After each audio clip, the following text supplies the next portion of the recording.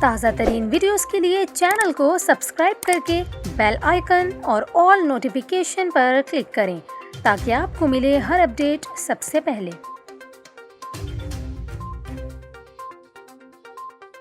اور یہاں پر آپ کو کراچی سے خبر دیں، کراچی کے علاقے کورنگی صنعتی ایریا سے 13 سالہ لڑکی کو اغوا کر لیا گیا۔ پولیس کے مطابق کورنگی صنعتی ایریا شریف آباد سے 13 سالہ لڑکی کو مبینہ طور پر اسکول کے باہر سے اغوا کیا گیا، جس کا مقدمہ کورنگی انڈسٹریل ایریا تھانے میں درج کر لیا گیا ہے۔ پولیس کا یہ کہنا ہے کہ مغویہ کے اغوا میں مبینہ طور پر محلے کا رہائشی غلام مرتضیٰ نامی شخص ملوث ہے، جو اغوا کے واقعے کے بعد سے فیملی سمیت گھر سے فرار ہے۔